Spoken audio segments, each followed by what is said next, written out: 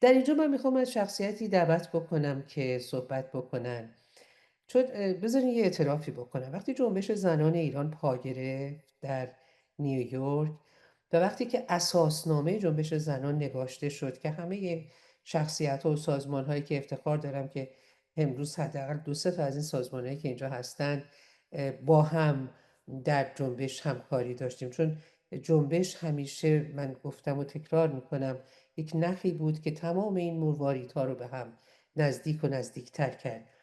و بعد اینجا وظیفه خودم میدونم که از تک تک این عزیزان، بالاخص بانو تهرانی گرامی و بانو دکتر روزبه بزرگوار، یک تشکر ویژه داشته باشم.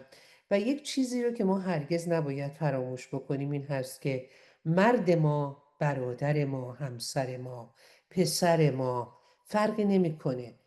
کبوتر آزادی دو بال داره و این دو بال مرد و زن ایرانی هستند.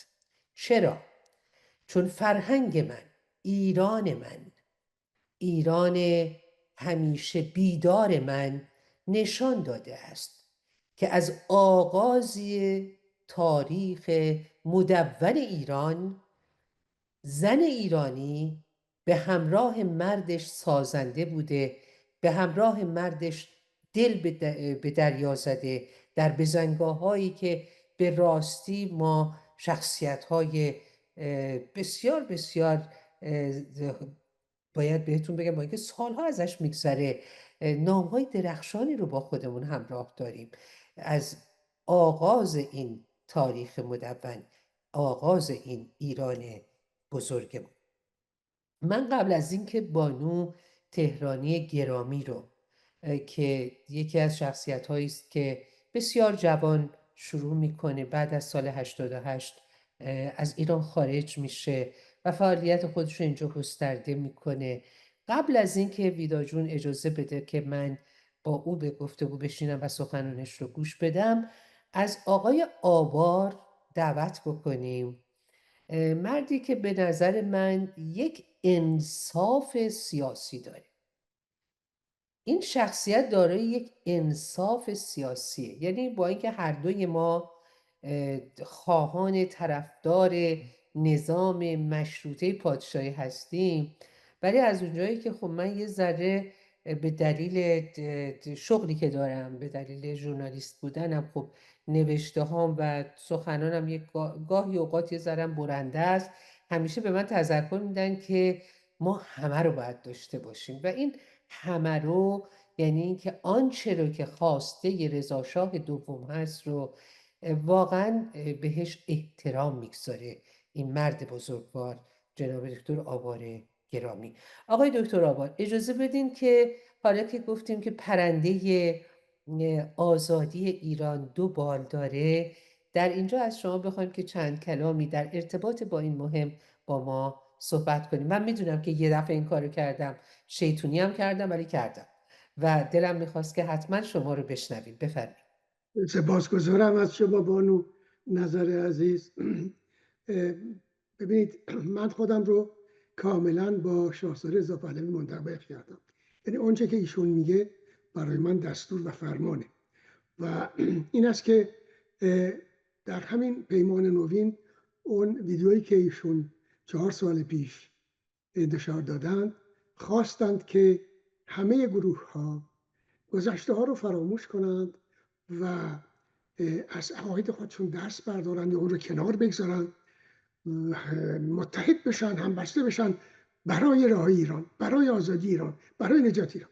این است که من روی همین اصل کار میکنم و سعی میکنم که با تمام دوستان، تمام ایرانیان، هموطنان، هم میهنان این رو در میان بگذارم و از را بخوام شما هر ایده و عقیده‌ای که دارید محترمه، اما اون کنار بگذارید، اکنون بیایید و با هم همبسته در راه نجات ایران با رهبری شاهزاده رضا پهلوی کار کنیم. به هر صورت من درود و شادباش روز جهانی زن رو به بانوان دلیر ایرانی که 10 سال فشار و تنگناهای همه جانبه رژیم تبهکاران اسلامی رو با شکیبایی فرد میتابند، از خود گذشته برای رهایی میهن مبارزه میکنند، رژیم رو به مرز سرنگونی بردن و کماکان پایدارانه در براندازی رژیم اهریمنی حماسه میآفرینند. این برای من یک میخوام بگم مهمترین اصلی است که در چارچوب این 10 سال مبارزه با جمهوری اسلامی این رو آموختم. درود شادباش روز جهانی زن به بانوان سخنران، مهمانان بسیار گرامی که امروز به ما افتخار دادن، و درود پاکدلانه و گرم به سروران، دوستان و میهمانان و هم میهنان گرامیمون در این نشست. دوستان، زن بخشنده زندگی، سرچشمه مهر و آرامشه.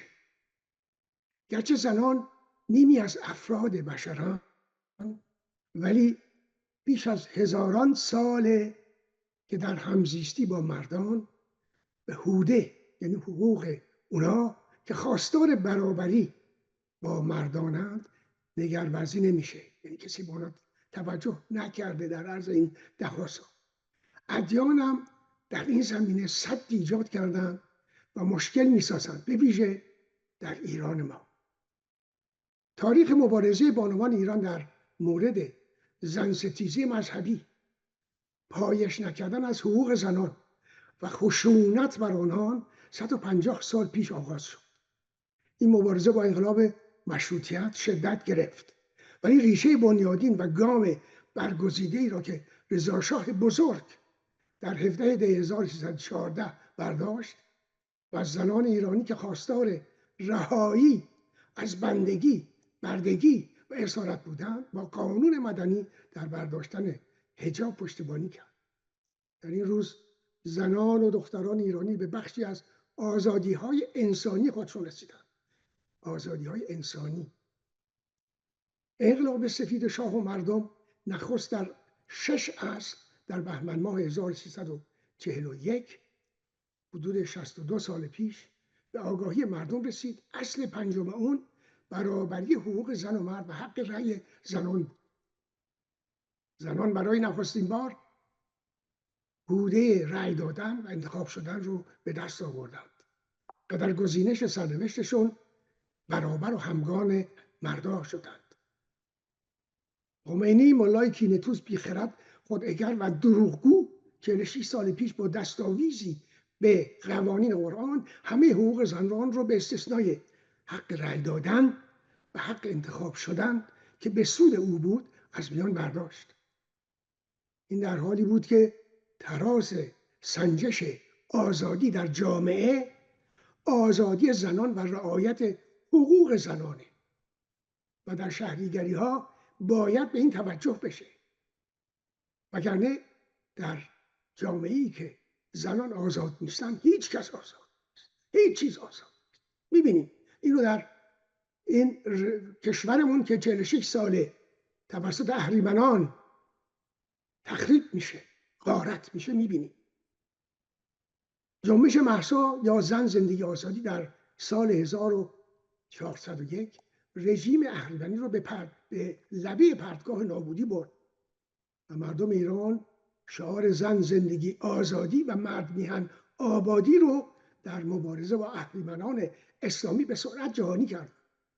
به گوش جهانیان رسید، همه فهمیدند، همه شنیدند. ولی افت پیگیری همه جانبه از جنبش به رژیم اهریمنی توانایی سرکوب بیشتر داد که خودش از پرتگاه نابودی رها کنه. ولی خشم مردم فروکش نکرد و جنبش مهسا خاموش نشد.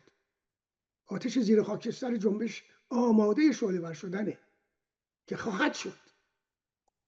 گویند انگیزه چشم به راه بودن مردم ایران و شعله‌ور نشدن جنبش براندازی نویدهای نخست وزیر اسرائیل و رئیس جمهور آمریکا در مورد برچیدن خوان رژیم اهریمنی در ایرانه. گرچه براندازی رژیم تنها با نیروی همبسته مردم ایران به رهبری شاهزاده رضا پهلوی امکان پذیره. نباید فراموش کنیم نخست وزیر اسرائیل سرگرم برکناری مشکل‌هایی است که حماس و حزب الله ایجاد کرده.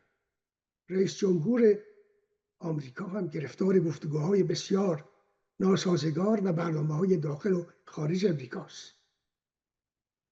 به هر حال همانگونه که شاهزاده رضا پهلوی به دولت‌های غربی گوشزد کرده، اونها میبایستی به گفتگو، مماشات و پشتیبانی از رژیم ایران ستیز و جمهوری اهریمنان اسلامی پایان بدن. با پشت کار و درستی از مردم ایران پشتیبانی کنند. شاهزاده رضا پهلوی تنها امید ما، رهبر و پیشگام ما. ایشون با شتاب زمینه رو برای سرنگونی رژیم اهریمنی اسلامی با برنامه ریزی، گفتگوها، سخنرانی‌ها آماده می‌کنه. سرنگونی رژیم با نیروی گسترده و همبسته مردم ایران که بالاترین نیروهاست و همانگونه که جنبش مهسا نشون داد انجام پذیره، انجام خواهد شد. ما ایرانیان میباید آتش جنبش براندازی رو شعله‌ور کنیم. خویشکاری ما راه پشتیبانی و برآورده کردن خواسته های شاهزاده رضا پهلویه. چشم راه بودن به گام بیگانگان برای سرنگونی رژیم کار بیهوده و برایندی جز ناکامی نداره. امید به رهایی و آزادی ایران با رهبری شاهزاده رضا پهلوی گره خورده. بیگمان پیشبینی هزینه سنگین در این زمینه درسته. باید هزینه داده بشه. هزینه هست. ولی ما میتونیم هزینه سرنگونی رژیم رو تا اونجا که امکان داره کمتر کنیم.